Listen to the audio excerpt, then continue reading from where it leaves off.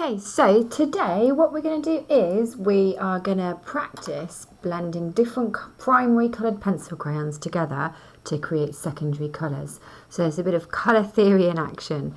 So underneath you can see on the sides you've got one colour here. So this whole box should be one colour. So this one should be yellow. This whole box will be blue. And in the middle you'll have blue and yellow overlapping. Now on your tables you should have an example completed one, and you will see that instead of having colours which stop abruptly on these lines, what you're aiming for are colours which fade gradually from one to the next. So I'm going to start off with blue, I think. So let's have a look. So obviously the same rules apply when you are doing colour or applying colour as to when we were doing tone. You can, if you want to, very carefully go around the edge of your boxes with a straight line. Okay, but remember, when we are working in the main sections of tone, or in fact indeed colour in this case, we are only using circular motions. So as I said, the only time that you should be doing straight lines is when you're going around the edge of the shapes to help you kind of complete that in a controlled fashion. Now, as I just said, we are going to use tiny little circular motions. We want to aim to create quite a nice kind of bold colour, and that means that we need to kind of press fairly hard. However, these pencil crayons, they're really nice, good quality pencil crayons, and they're very good for blending. But on the flip side, that does mean that they're quite soft. So don't press really hard, otherwise you're very quickly going to find that the pencils snap. Okay, so as I said, we are just creating little circles like this, working our way across this section. Okay, and then as we start to come into this other section, I'm going to think about kind of creating a slightly paler blue just to allow me to layer the colours on more effectively. Remember to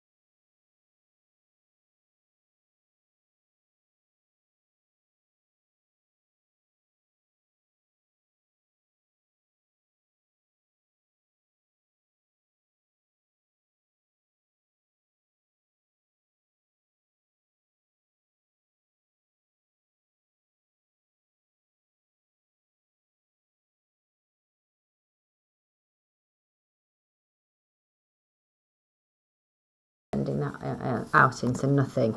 So think back to what we learned when we were doing the tonal bars and when we were doing all the tonal shapes and things like that. So you should aim to kind of really make this colour just disappear into nothing.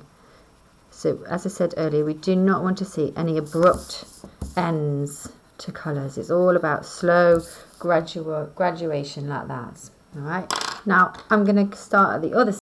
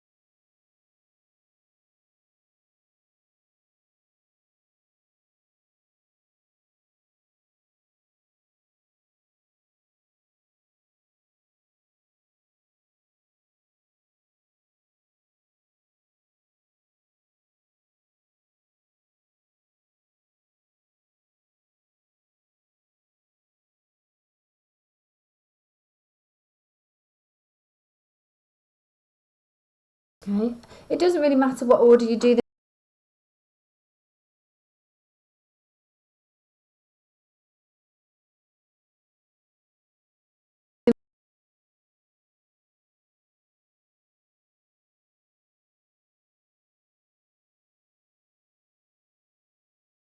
I go along the edge like this.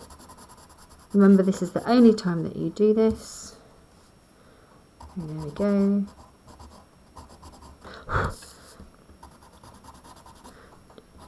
And then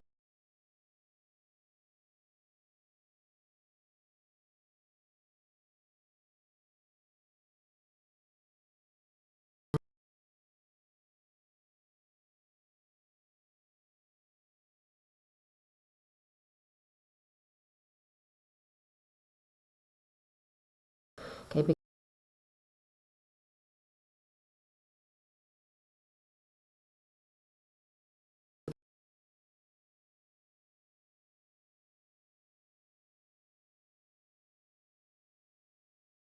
those lines, and I'm able to kind of almost make them disappear. Okay, so please don't worry about it. As I said, you just need to work on top of them. I mean, honestly, it does look better if you do the circular motions from the start, and it's not always possible to completely get rid of the lines, which is why it's best to start with a circular motion right from the beginning. Okay, you see here, I'm just going back and just working into some of the areas that I feel a little bit patchy. There we go. So you can see that I can just about make out those lines. And if I hadn't have done that scribbling, and if I'd have done that circular motion,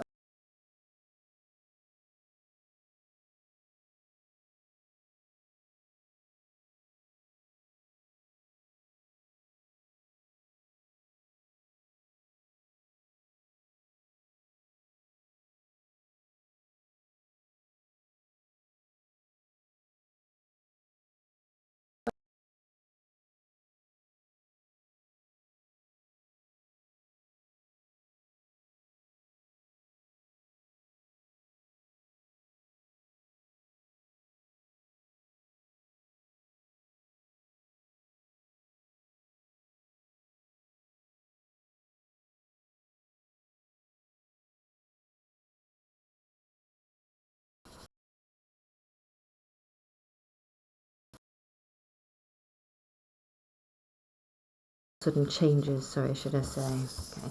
So again, spin it round. It's much easier if you make sure that you're rotating your work all of the time.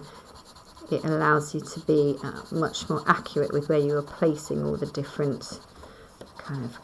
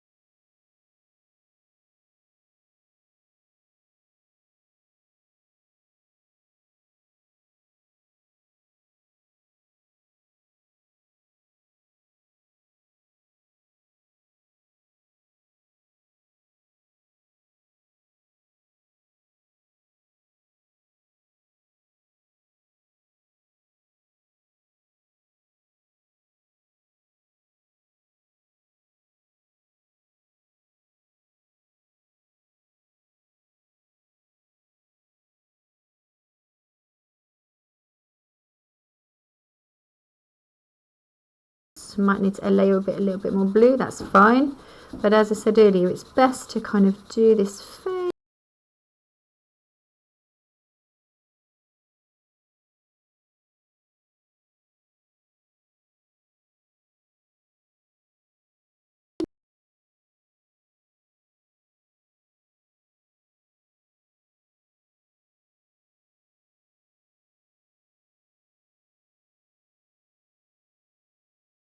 Started to kind of be created in the middle section. And although it's not as immediately apparent as the green, you can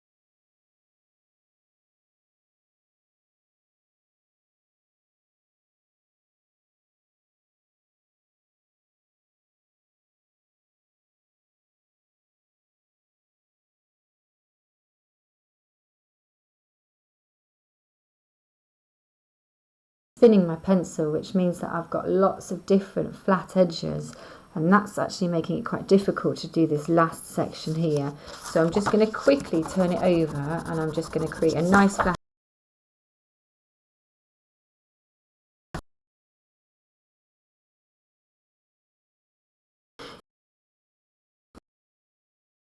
just not being too successful, and maybe you're still getting lines when you've used circular motions. That might be the problem. The problem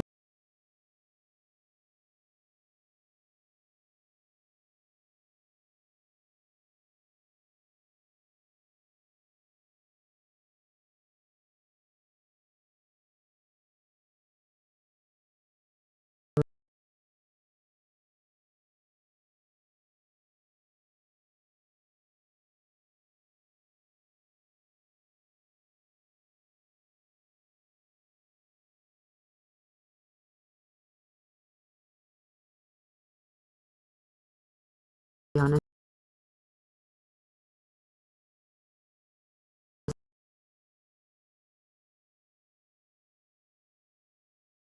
pencil crayon, it's then very difficult to layer a lighter one over the top. Okay. Whereas if you put a light colour, it just seems to be quite often a little bit easier.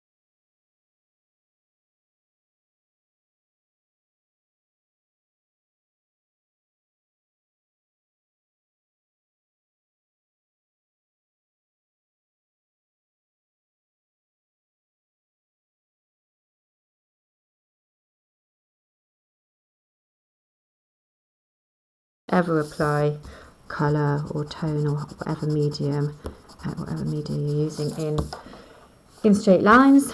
Again, nice dark pressure, not dark pressure, I mean a nice heavy pressure to create a nice dark colour.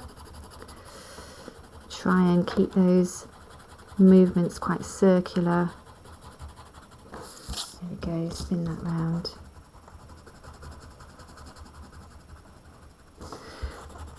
So these pencil crayons create almost like a waxy finish. So it's really important that when we're doing this, we're practicing kind of applying the colours really, really neatly, carefully in a controlled manner, because you can't rub them out. It's not like a pencil. It's not like the pencils that we were using in the previous project. As I said, they have a kind of almost waxy finish to them. So you just need to make sure that you're applying things accurately and carefully to begin with. You can take away a little bit of the colour with rubbers, but it doesn't have the same effect. Like, it doesn't completely get rid of any colour. So you'd never be able to totally remove an area. You'd only be able to sort of lessen the impact of a colour slightly. So again, I can see that I'm starting to get some visible lines, which I don't really want. So I'm just going to flip it over. I'm just going to create a nice flat edge. There we go, that's much better, and I'm just going to carry on working like that. So remember I said when I was doing the purple, if you feel like you are getting some visible lines, just flip it over, nice flat edge. Okay, there you go, and build it up slowly.